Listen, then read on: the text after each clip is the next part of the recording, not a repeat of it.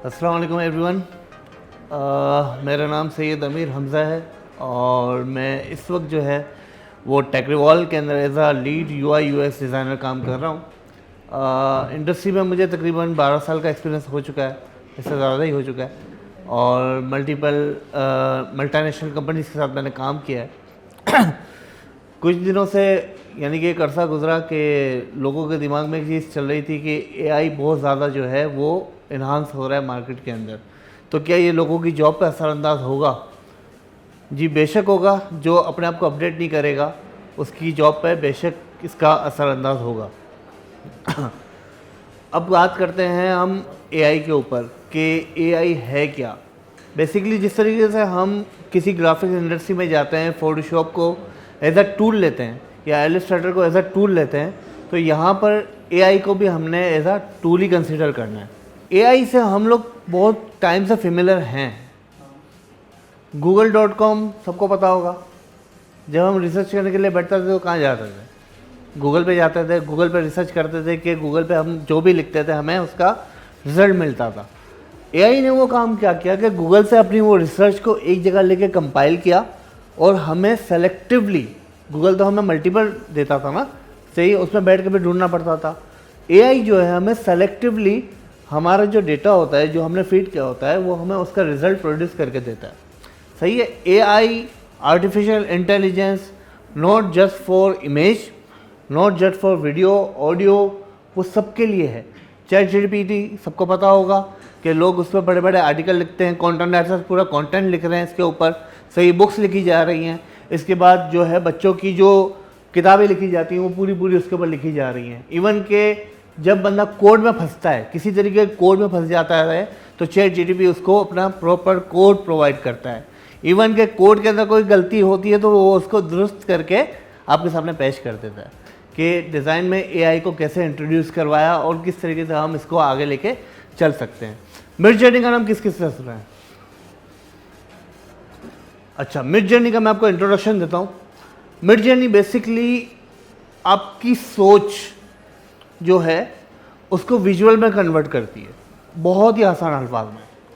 आपकी जो सोच है ना, जो आप सोचते हो कि मिसाल के तौर पर एक कैरेक्टर हो, उसने फौजी लिबास पहना हो और बादलों में उड़ रहा हो।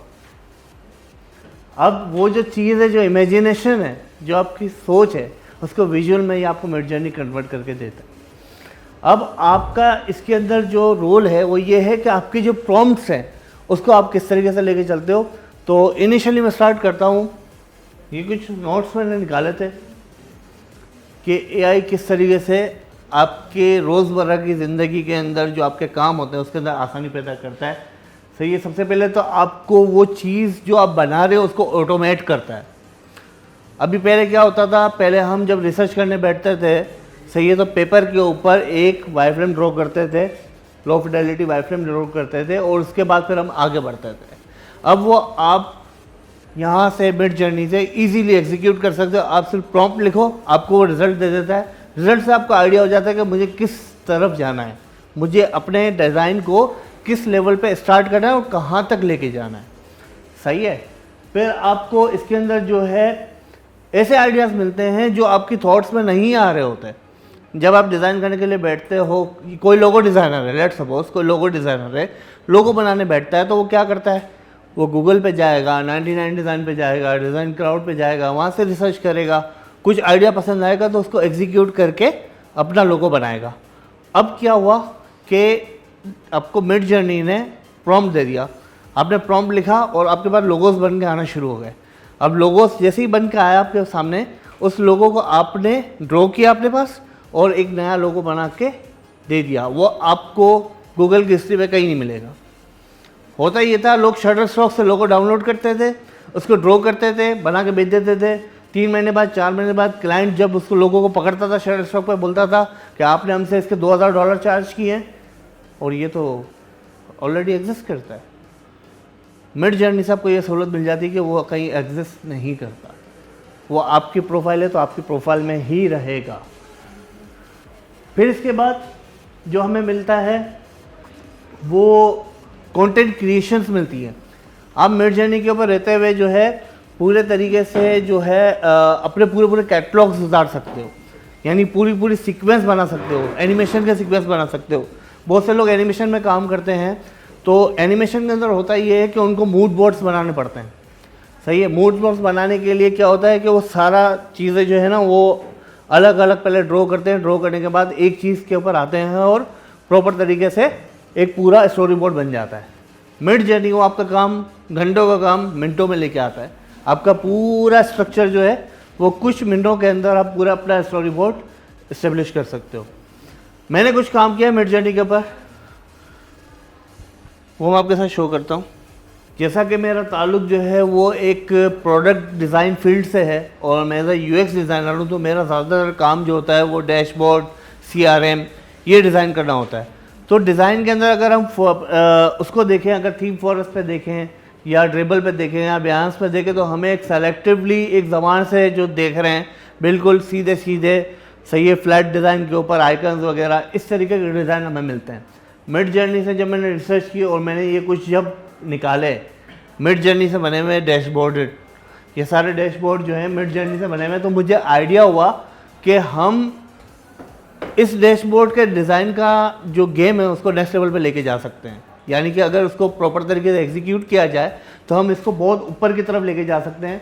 जैसे कि अगर आप देख रहे हैं तो कभी भी डैशबोर्ड के अंदर आपने इस टाइप का 3D इम्बॉस नहीं देखा होगा, सही है, लेकिन हम अब इसके थ्रू इसको ऊपर लेके जा सकते हैं। अच्छा, एक चीज़ याद रखना कि आपने जब ये मिड जर्नी से डैशबोर्ड निकाल लिया तो इसका मतलब ये नहीं है कि ये आपको फुल्ली यूटिलाइज में आएगा। यहाँ पर आपकी अपनी मेहनत होगी, आप सिर्फ यहाँ से रेफरेंस लेते हो और फिर उसको खुद एग्जीक्यूट करते हो। तो AI जितने भी टूल हैं वो आपकी मदद के लिए हैं, ना कि छापने के लिए। तो ये बात याद रखिएगा। ये सारे डैशबोर्ड का काम है मेरा। फिर मैंने एक वेबसाइट का एक ऐसे ही बैठे हुआ कि एक इंटरफेस बनाना है वेबसाइट के लिए, कि जो कि एक जर्नल लाइब्रेरी हो, यानी कि जो आपकी पेंडिंग वगैरह होती है उसके लिए। तो मैंने एक कॉन्सेप्ट निकाला था। तो अब ये कॉन्सेप्ट देखें आप, एफिल टावर एक रूम के अंदर है और रूम जो है वो टेबल के ऊपर है और टेबल से बाहर जो है आपको ग्राउंड नज़र आ रहा है। ये कॉन्सेप्ट, ये थॉट्स, सही है, इंसान जो है बहुत नेक्स्ट लेवल पे जाकर सोचता है कि कुछ इस तरीके का होना चाहिए। मैंने सिर्फ ये लिखा था कि Eiffel tower in a room and room in a table, बस, यानी कि टूटी फूटी इंग्लिश लिखी थी, नथिंग एल्स, और मुझे ये रिजल्ट मिला है। अब इसको मैं कैसे एग्जीक्यूट कर सकता हूँ कि मुझे जब ये एक आइडिया मिल गया और मुझे इससे रिलेटेड कुछ और आइडिया बनाना है, तो मैं क्या कर सकता हूँ। मैं एक टेबल लूँगा, एक कंप्यूटर लूँगा, कंप्यूटर के अंदर से एक कार जो है वो बाहर आते हुए ले सकता हूँ, सही है। कार के अंदर पीछे एफिल टावर का कोई भी अपना वो होता है ना मॉकअप लगा के उसको एडजस्ट कर सकता हूँ। तो आप सिर्फ इसको यूटिलाइज करते हो एज आ रेफरेंस। क्लियर। फिर ये एक और वेबसाइट है, गेमिंग वेबसाइट का आइडिया। अगर आपके पास गेम का वेबसाइट बनने के लिए आ जाता है तो आप क्या करेंगे, आप रेफरेंसेस देखेंगे। आप यहाँ से भी रेफरेंस ले सकते हैं और आपको आइडिया मिल सकता है कि उस डिज़ाइन को किस तरीके से हम अपने काम में एग्जीक्यूट कर सकते हैं और उससे क्या रिजल्ट प्रोड्यूस किया जा सकता है। राइट, क्लियर है यहाँ पे सबको। हाँ, वो मैं कहा ना कि पूरी स्टोरी टेलिंग वो कर सकता है। यानी कि अगर आपके पास कॉन्टेंट है ना, एक बुक लो आप, सही है, बच्चों की बुक आती है ना, सही है, वो जो कौवे वाली स्टोरी है कि कौवा जो है पानी में दाना डालता है, पानी ऊपर आता है, उसका एक एक पैराग्राफ करके आप इस पर डालते जाओ, आपको पूरे वो आर्टवर्क बना के देगा, पूरी स्टोरी आप दिखा सकते हो उसके ऊपर। कुछ आइकन्स मैंने बनाए थे कि मुझे कुछ आइकन्स चाहिए थे 3D के अंदर, तो उसको मैं एग्जीक्यूट कर रहा था और मुझे यहाँ पर मल्टीपल किस्म के आइकन्स मिले। अब जैसे मिसाल के तौर पे ये वाला आइकन है, सही है, इसको मैं एज इट इज़, यानी कि इतनी बड़ी फाइल होती है कि आप इसको आराम से क्रॉप करके एज अ PNG यूज़ कर सकते हो, सही है ना। तो यहाँ से आपके लिए आसानी हो जाती है। बहुत सारे प्रोडक्ट यानी ऐसे प्रोजेक्ट्स होते हैं जिसके अंदर आपको आइकन्स चाहिए होते हैं जो आपकी वेब या ऐप को उठाते हैं, सही है ना। अभी आपने देखा होंगे बहुत ज़्यादा फ्लैट होते हैं, स्ट्रोक होंगे या फिल होंगे, सही है। तो उससे हट के जब हम 3D पे जाते हैं तो 3D के अंदर आइकन नहीं मिलते हमें, ना फ्लैट डिज़ाइन पे मिलते हैं, सही है, ना आइकन फाइंडर पे मिलते हैं, ना कहीं और मिलते हैं, सही है। शटर स्ट्रोक हर किसी के पास एक्सेस होता नहीं है, शटर स्ट्रोक पे भी ये क्वालिटी नहीं मिलती, तो हम इसको एग्जीक्यूट कर सकते हैं। और अभी जो एडोब ने निकाला है, एडोब फ्लाई के नाम से AI जनरेटेड टूल, वो हाँ फायरफ्लाई, तो उसके अंदर जो है वो आपको इसकी सोर्स फाइल भी कन्वर्ट करके देता है, वो पेड है मेरे ख्याल से। कुछ मोबाइल ऐप के रेफरेंसेस मैंने निकाले। जब मैं मोबाइल ऐप पे काम कर रहा था, मेरा पिछला प्रोजेक्ट जो था वो एक ऐप का था और मुझे फूड से रिलेटेड एक ऐप बनानी थी, तो बहुत सारे रेफरेंसेस मैंने देखे हैं, तो मुझे कुछ इसके अंदर से समझ में आया। मुझे जो है ये वाला स्टाइल बहुत अच्छा लगा कि एक 3D पर्सपेक्टिव के अंदर कोई चीज़ पड़ी हुई और नीचे इसके कोऑर्डिनेट्स आए हुए हैं, सही है। फिर इस तरीके से ये वाला बहुत अच्छा लगा, सेम स्टाइल है वही। और प्रेजेंटेशन बनाने के लिए मुझे ये वाला स्टाइल बहुत अच्छा लगा कि हम इस तरीके से अपने पोर्टफोलियो को इन्हांस कर सकते हैं। अगेन वही बात, AI जितना भी है वो आपको मदद करता है आपके काम को निखारने में, करना आपने ही है एट द लास्ट, सही है। अभी मैंने यहाँ पे इंस्टॉल किया हुआ है, मैंने लॉगिन कर लिया है, तो हम कुछ प्रैक्टिकल करते हैं यहाँ पे, सही है, AI से कि हम क्या कर सकते हैं। अच्छा, ये है डिस्कॉर्ड। AI, ये बताएं कि AI यूज़ किस किस ने किया है मिडजर्नी को अभी तक, सही है। अच्छा, अब लोगों को मसला ये आता है AI को यूज़ करने में कि मिडजर्नी के अंदर प्रॉम्प्ट का यूज़ कैसे किया जाए, क्या यूज़ ऐसे कौन से वर्ड्स यूज़ किए जाएं जिससे हमें अपना जो पसंदीदा है वो रिज़ल्ट मिले, सही है ना। अभी मैं एक क्लाइंट के लिए काम कर रहा था, उसकी ख्वाहिश थी कि मुझे बैग के ऊपर बैजेस चाहिए जो कि डिजिटाइज्ड हो, तो मैंने काफ़ी सारी इमेजेस ढूंढी, मुझे लेज़र बैग्स तो मिल रहे थे लेकिन मुझे वो इसके ऊपर पैचेस नहीं मिल रहे, तो मैंने AI की मदद ली और ये रिज़ल्ट निकाला है। इसको मैंने अपने डिज़ाइन के अंदर भी एग्जीक्यूट किया है जो कि अप्रूव हो गया। तो अब कुछ यहाँ पे बनाते हैं। पहली कमांड इसकी आती है इमेजिन। सबसे पहले आप इमेजिन करते हैं और लिखते हैं प्रॉम्प्ट। अच्छा, कुछ चीज़ें जो हैं वो स्टेप बाय स्टेप आपको इसमें लेके चलनी होती हैं, जिसके अंदर सबसे पहले आता है सब्जेक्ट, कि सब्जेक्ट आपने क्या यूज़ करना है प्रॉम्प्ट के अंदर, सही है। जैसे कि आपने सब्जेक्ट यूज़ किया वुमन, कार, ट्री, एक्सवाइज़ेड, इस टाइप का कोई एक ऐसा आपने इनिशियल स्टेज पे सब्जेक्ट को लेना होता है जिसके अंदर आप ये बताते हो कि मुझे चाहिए क्या, सब्जेक्ट। इसके बाद उसका action, in the sky, at home, on the ship, कहाँ चाहिए, सही है। फिर आपको चाहिए होता है मीडियम, कि आपको पेंटिंग चाहिए, स्केच चाहिए, ऑयल पेंटिंग चाहिए, रियलिस्टिक चाहिए, 3D चाहिए, it's all up to you. फिर आता है लाइटिंग। लाइटिंग कौन सी होनी चाहिए, कूल हो, वार्म हो, हार्श हो, सिनेमैटिक हो, किस टाइप की लाइटिंग हो। लाइटिंग के बाद आती है कंपोजिशन, कि आपका जो एरा है वो कैसा हो, साइबर पंक हो, अर्बन हो, सही है, या फिर 40s का हो, 30s का हो, अर्लीस्ट हो, तो वो डिपेंड करता है आपके पूरे प्रॉम्प्ट की टाइमलाइन के अंदर। फिर आपके पास आता है एंगल, आपको एंगल कौन सा चाहिए, वाइड एंगल चाहिए, पोर्ट्रेट चाहिए, सही है, बूम एंगल चाहिए, टॉप एंगल चाहिए, तो ये सारी चीज़ें कनेक्ट हो जाती हैं आपकी एंगल से। फिर आपको चाहिए होता है सेटिंग। सेटिंग के अंदर आपके पास आ जाता है क्वालिटी, किस लेवल की क्वालिटी चाहिए। फिर आपके पास आ जाता है वर्जन। अच्छा, मिडजर्नी के कुछ वर्जन्स हैं, 1 2 3 4 5, लेटेस्ट वाला जो है 5 है, उसमें क्वालिटी वो उसने जो है ना वो इन्हांस की है। यानी वर्जन 3 के अंदर जब चेहरे की क्वालिटी आती थी, जब हम कोई मॉडल का मिडजर्नी से कुछ प्रॉम्प्ट निकालते थे, तो होता ये था कि उसकी वो क्वालिटी जनरेट नहीं हो पाती थी। फिर इसके बाद जब वर्जन 4 आया तो उसने बेहतर किया, और वर्जन 5 के अंदर आप रियलिस्टिक कैरेक्टर्स निकाल कर सकते हैं, ऑलमोस्ट रियलिस्टिक। फिर आपके पास आ जाता है, अगर आप 3D पे जा रहे हैं तो रेंडर इंजन कौन सा होना चाहिए, सही है। आया कि आपका मेंटर रे होना चाहिए, वीरे होना चाहिए, रियल इंजन होना चाहिए, कौन सा इंजन होना चाहिए, वो इंजन भी आपको निकाल के देता है। इवन के अगर आप रियल लाइफ की कोई इमेज निकाल रहे हैं, कोई कैरेक्टर की इमेज निकाल रहे हैं, तो उसके अंदर ये तक देता है कि आपने नायकॉन Z7 यूज़ करना है, Z9 यूज़ करना है, कैनन का कैमरा यूज़ करना है, सोनी का कैमरा यूज़ करना है, कौन सा लेंस यूज़ करना है, उसका अपर्चर क्या होना चाहिए, आईएसओ क्या होना चाहिए, सारी सेटिंग आपके हाथ में होती है। तो ये प्रोसेस है। इसके बाद आखिरी में आ जाता है साइज़। आपको साइज़ क्या चाहिए, लैंडस्केप में चाहिए, पोर्ट्रेट में चाहिए, स्क्वायर में चाहिए, किस जगह पे पोस्ट करें उसके हिसाब से साइज़ आ जाता है। तो ये एक पूरी एक सीक्वेंस है जिसको कंबाइन करके हम एक अच्छा रिजल्ट प्रोड्यूस कर सकते हैं। तो अभी मैं आपके सामने यहाँ पे शुरू करता हूँ। प्रॉम्प्ट के अंदर सबसे पहले था सब्जेक्ट, मैं लिखता हूँ गर्ल, जस्ट गर्ल, कुछ भी नहीं लिखा, सिर्फ गर्ल लिखा है। अब देखना ये रिजल्ट मुझे क्या प्रोड्यूस करके देता है। अच्छा, ये V5Q2S750 ये जो आप देख रहे हैं, ये मेरी अपनी सेटिंग हुई हुई है ऑलरेडी मिड जर्नी की। सही है, वर्जन 5, V5 का मतलब वर्जन 5 है, Q2 का मतलब है क्वालिटी जो है मुझे X2 चाहिए। सही है, और इसकी जो सेटिंग है वो 750 चाहिए, यानी कि जो स्पीड है काम करने की वो मुझे इतनी फास्ट चाहिए। मैंने सिर्फ गर्ल लिखा है और गर्ल के अंदर मेरे पास रिजल्ट आना शुरू हो गया है। ये भी आपके सामने रिजल्ट प्रोड्यूस हो जाएगा। ये देखें, अब इसने मुझे जो है सबसे पहले मुझे जो है वो डार्केस्ट शेड में दी, दूसरी ब्राइट के अंदर मुझे दी, तीसरी मुझे सिनेमैटिक दी और चौथी मुझे पेंटिंग दी, क्योंकि मैंने इसको कोई भी मज़ीद प्रॉम्प्ट नहीं दिया था। अगर मैं इसको स्पेसिफिक कर देता किसी एक के साथ तो मुझे 4 ऑप्शन निकाल के देता सेम जॉनरा के। सही है, अब जो हमारा जो सेकंड चीज़ है हम इसमें ऐड करते हैं वो है मीडियम।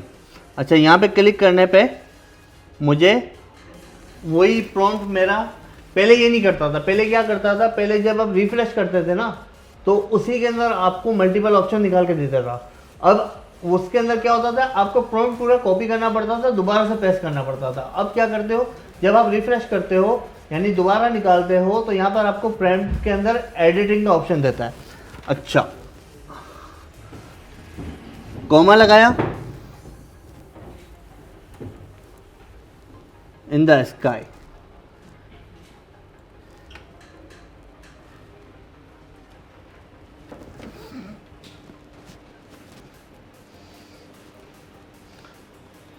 मैंने पहले सब्जेक्ट लिया था, सब्जेक्ट के बाद मैंने मीडियम लिया कि कर क्या रहा है मेरा कैरेक्टर, कर क्या रहा है। मुझे थोड़ा सा फैंटेसी की तरफ जाना है, मैंने लिखा गर्ल इन द स्काई।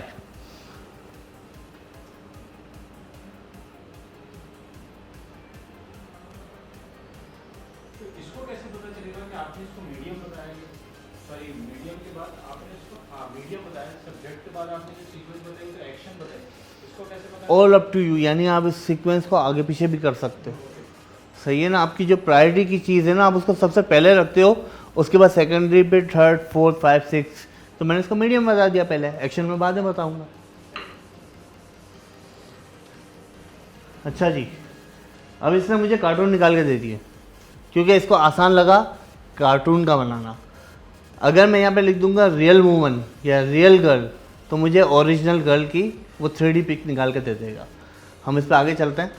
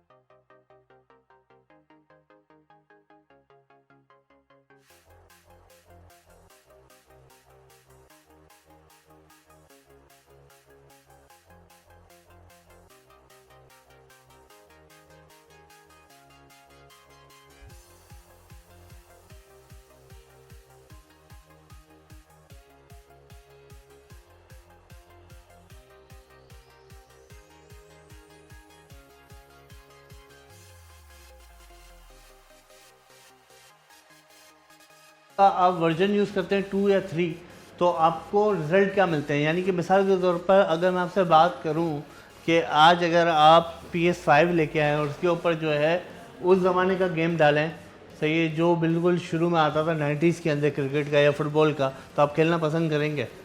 नहीं करेंगे ना। तो वर्जन है, एडवांस हुआ है, उसका आपको एडवांस तरीके से यूटिलाइज़ करना चाहिए। फिर आपके पास आ जाते हैं इसके टेस्टिंग क्वालिटी। ये अलग अलग जो है वो टेस्टिंग क्वालिटी है कि किस तरीके का रिजल्ट आप करना चाहते हो। तो मैंने बिल्कुल सबसे हाईएस्ट रखा हुआ है, मुझे हाई क्वालिटी चाहिए, मुझे लो क्वालिटी नहीं चाहिए। इसके अंदर कुछ आ जाता है इशू, यानी कि अगर ये हाई क्वालिटी 45 सेकंड ले रहा है या 40 सेकंड ले रहा है तो वो शायद 30 सेकंड ले, 35 सेकंड ले ले। तो ये होता है रेंडर का। फिर इसके बाद आपके पास सेटिंग आ जाती है style low, style med, high, very high. मैंने वेरी हाई रखा हुआ है क्योंकि मुझे स्टाइल भी वेरी हाई चाहिए, मुझे कंप्रोमाइज़ नहीं चाहिए अपनी इमेज के अंदर, मुझे हर चीज़ पिक्सल परफेक्ट चाहिए ओके की रिपोर्ट। फिर इसके बाद मोड्स आते हैं इसके अंदर कि आप इसके मोड्स को कहाँ यूज़ करते हो। तो फास्ट मोड जो है वो अगर आपने मिडजर्नी को बाय किया हुआ है तो आपके पास आएगा। मेरा ये पेड वर्जन है, मैंने बाय किया हुआ है, तो मेरे पास ये फास्ट वर्जन आता है। उससे फ़ायदा ये होता है कि जब आप किसी 4 इमेज में से एक को सेलेक्ट करते हो, सही है, तो अगर आपका स्लो होगा तो क्या होगा, वो दोबारा उतना ही टाइम लेगा जितना पहली मरतबा लिया था। और फास्ट के अंदर क्या होगा, जैसे ही आप क्लिक करोगे तो विद इन 5 सेकेंड आपके पास वो इमेज आ जाएगी हाई रेस। क्लियर सेटिंग का। और ये जो मोड की बात होती है, पब्लिक मोड और ये फास्ट मोड, ये सब सेलेक्ट हो, तो ये तीनों ही सेलेक्ट करने हैं या फिर जो it's all up to you, it's all up to you. Public mode के अंदर ये होता है कि आपका पोर्टफोलियो दूसरे लोग भी देख सकते हैं। I've been struggling to put some words inside, you know, like just writing a name or a word, like a caption, a card or something. How to do that? It's very easy process. Just write down any sort of word, subject, an action, verb, object. Words, Yeah, I've done already. You are late. it's always writing different. Yeah, you have to write. Let's suppose the command imagine, then I am writing a prompt. Army officer in the war place fighting with enemies, lighting cinematic,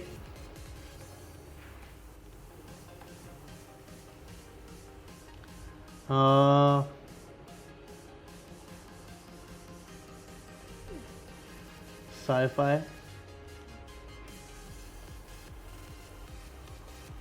high detailed. Just write down the prompt and you will get a result. I don't understand. Like, supposing a name card, like, if you want to write a card, supposing you want to make a card, right? You want to write the word dystopia on the card. You want to make maybe Kevin on the card. But that word doesn't come on the card. Yes, it's a Always making up different yeah, I know. It has a problem for Midjourney backside. It's time to maturing the what can we say? It's time to maturing the software or AI system. This they are working on it. Maybe version 6 or 7 they will get the proper text field. They have text issues right now. They do. They have issues with hands. Yeah. They have issues with words, and I've seen it. I'm using it for a couple of months already. Thing is that if you are talking about the hands, proper hands, if you write down proper description for the hands, they will give you the proper result hand. But you are just write the shaking hand, they will have a problem. So they are working on it. I read a article about it. They will give us proper fonts, and this sort of small mistakes will be clarified by version 7. By version 7, end of this year. V5. V5. We are doing version in V5. When V7 will come, it will be okay. तो मेरा एक सवाल था, अभी मैंने आपकी profile में की देखी कि टी-शर्ट्स आपने बनाई, तो वो तो मॉकअप एक स्टाइल है। अगर मैं उसको प्रिंटेबल फॉर्म में चाहता हूँ, प्रिंटेबल फॉर्म में मतलब अगर मैं उसको जैसे आपने टी शर्ट सी आप टी शर्ट दिखाएंगे मुझे इधर? हाँ इसका कहने का मकसद ये है कि उसकी रॉ फाइल में ये श्रेडिंग फाइल आपने जो बनाया है वो सब्लिमेशन स्टाइल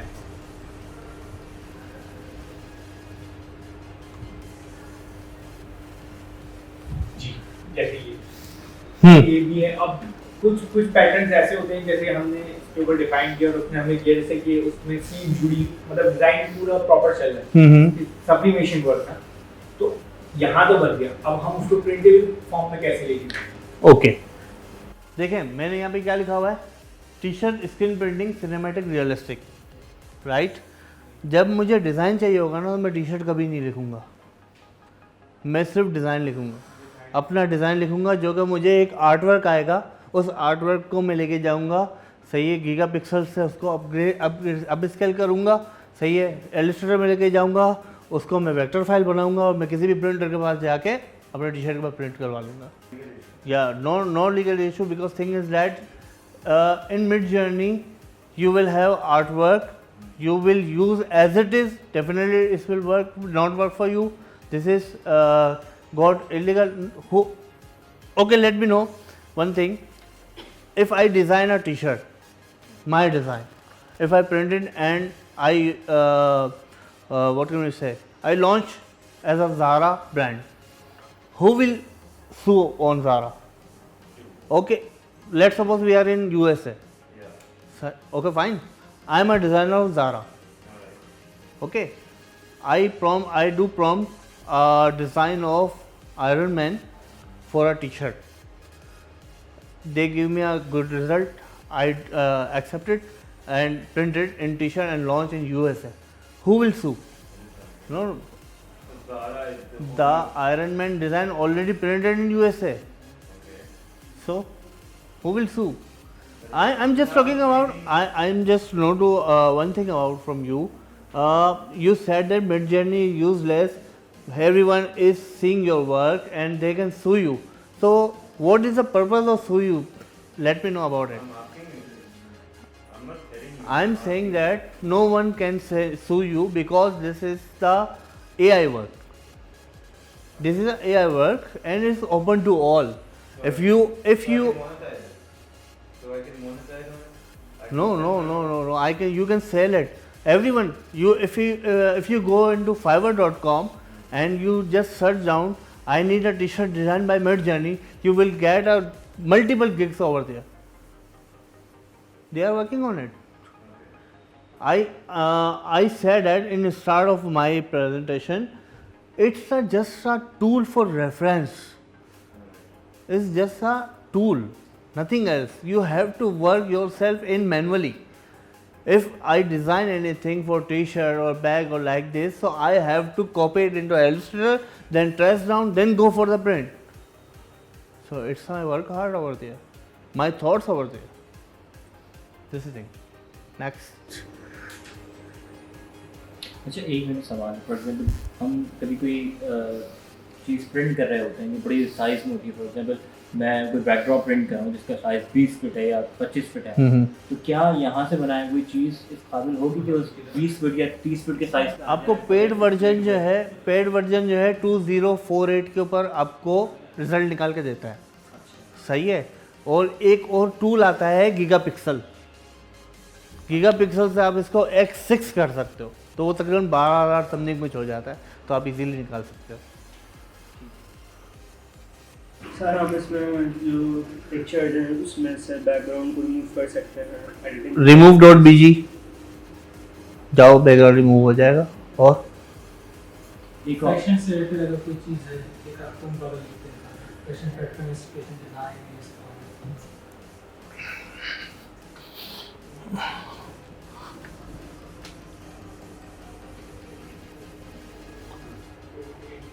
ये भी सब ऐसा फैशन में ही आता है।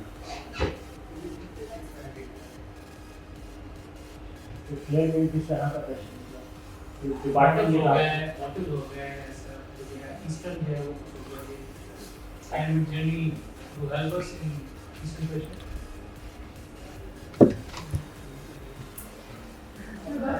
मैं कल बैठा हुआ था और एक दोस्त की फरमाइश आई कि मुझे फ़ोटोशूट करना है, ईस्टर्न ड्रेसेस का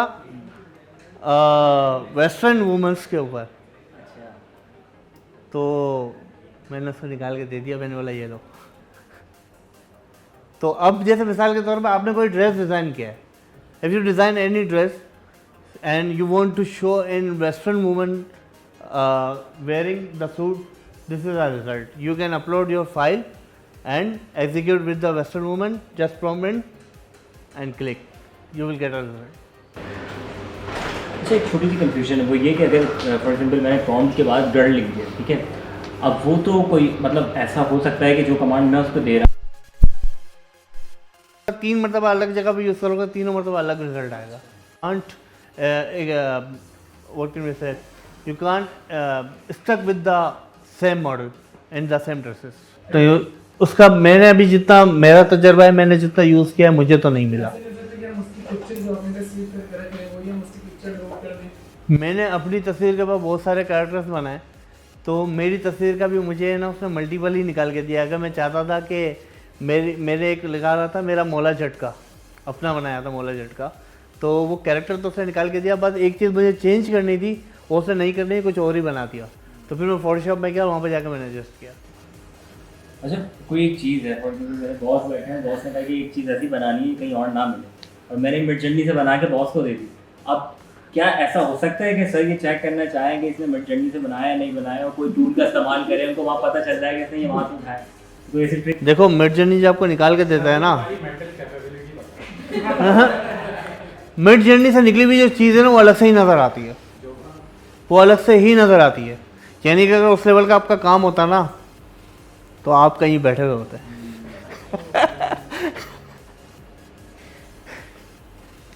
यानी कि हमारे पास, मेरा इंडस्ट्री के अंदर हूँ ना, हमारे पास जब काम आता है ना, हमें साफ पता लग जाता है कि इसने सीढ़ी पे बनाया है मिडजर्नी है, इतना पता लग जाता है। यानी मिडजर्नी का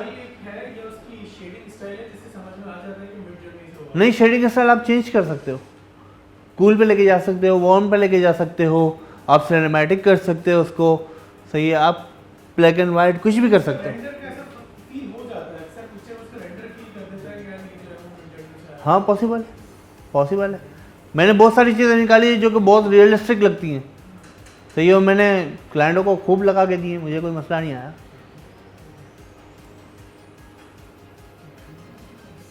लोगोस बनाए मैंने बहुत सारे, डिज़ाइन क्राउड पे मैं कॉन्टेस्ट प्ले करता हूँ, वहाँ पे बहुत सारे प्ले किया मैंने।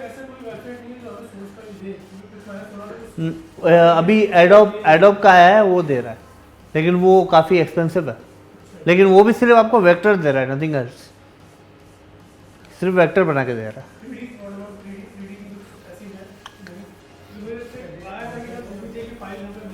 अभी ये शुरू हुआ है, इसको थोड़ा टाइम तो दो। वो पीछे रहेगा, जो अपडेट करेगा वो क्यों पीछे रहेगा, कोई चांस ही नहीं पीछे रहने का। इवन कि ये तो बहुत अच्छा टूल है, अगर आपको इसकी एग्जीक्यूशन आती है तो आप काम थोड़ा सा फास्ट लेवल पे करोगे, सही है। आप किसी के लिए जॉब कर रहे हो तो अपने लिए फ्रीलांस करोगे और 10 किस्म के प्रोजेक्ट अकेले निकाल सकते हो, आपको टीम की ज़रूरत ही नहीं है। आप अपने आप को अपडेट कितना कर सकते हो, all up to you.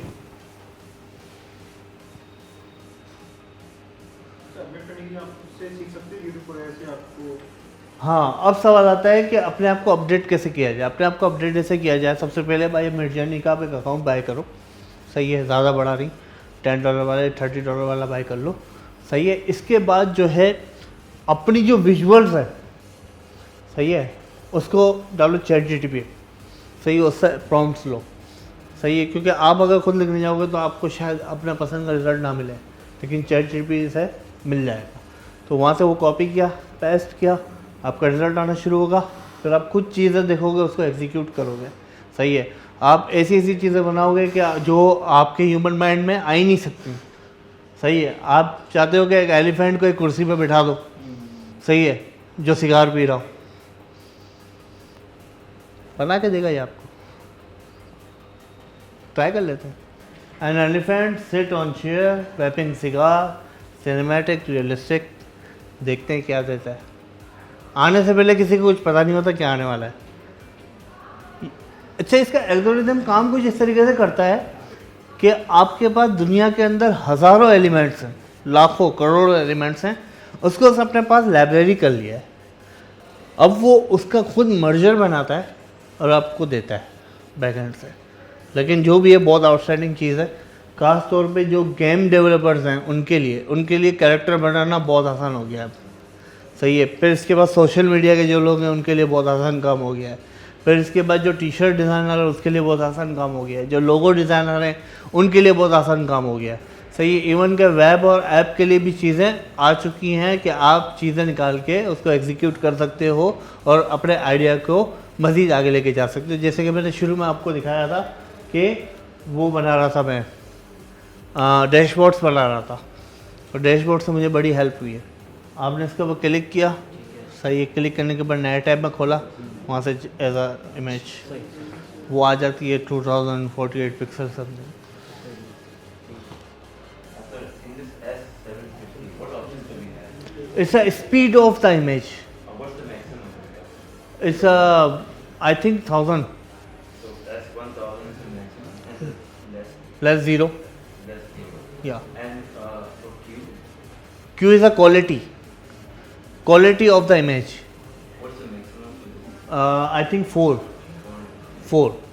and for V, V for version. version is 5. Yes. I'm using the maximum version of the Midjourney, version 5. What about AR? AR. AR is a dimension of the image.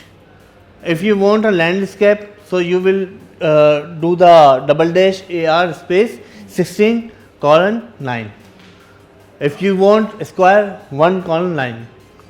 If we don't know many of these options, where can we look it up? There are website you can find the commands of Midjourney. I'll do research.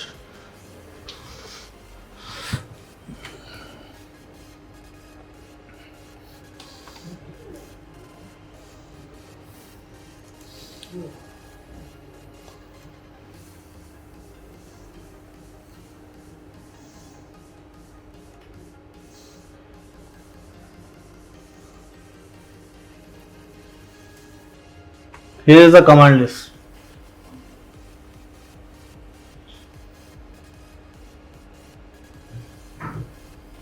So when you make your logos, you turn on steps, right? Sorry? When you're doing your work, you turn on steps. Turn on? Steps. Steps mode. No. लोगो बनाते हैं तो नहीं, मुझे ज़रूरत नहीं पड़ती। कौन काम चोरी करेगा? इतने लोग हैं, उनके पास अपना काम करने के लिए टाइम नहीं, हमारा काम क्या चोरी करके करेंगे? आप करते हो अपलोड वो मेन साइट पे? हाँ, मेरा बिहांस का पोर्टफोलियो है पूरा। Even on the main Midjourney? हम मिडजर्नी पे भी करता हूँ, मेरा अपना प्रोफाइल बना हुआ है, what's it called? Hamza creative. Hamza creative. I look you up. Thank you. वो हो जाए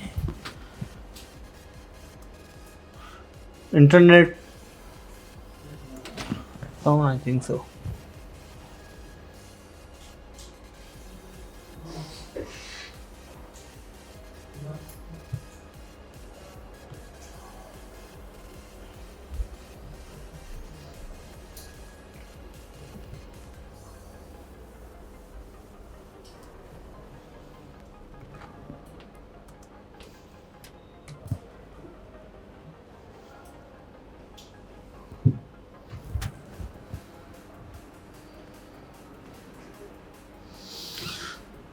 और किसी का कोई सवाल है? अच्छा, इसमें कुछ ऐसा है फॉर एग्जाम्पल अगर मैं कुछ बाय पेड वर्जन लेता हूँ, कुछ पे करके $10 या जो भी $30 का कह रहे हैं, तो उसमें कुछ उन्होंने बताया कि आप इतना इस्तेमाल कर सकते हैं या इतनी इमेज यूज़ कर सकते हैं। $10 वाले के अंदर जो है आप 200 के करीब जो है वो अपने आर्ट वर्क निकाल सकते हैं, और जो आपका $30 वाला है वो आपका 15 आवर्स आपको प्रोवाइड करता है फास्ट के ऊपर। सही है। और वो जो $60 वाला है वो आपको 30 आवर्स प्रोवाइड करता है फास्ट के ऊपर और अनलिमिटेड इमेज जनरेशन के ऊपर। मेरे पास जो है अनलिमिटेड वाला है। हाँ जी। अच्छा, ये पर मंथ होता है या पर मंथ। सही है। अब जितनी मेहनत आप करेंगे आर्ट के ऊपर, अपने प्रॉम्प्ट्स के ऊपर, आपको वैसे रिजल्ट मिलते चले जाएंगे। Anything else? Wind up. Thank you.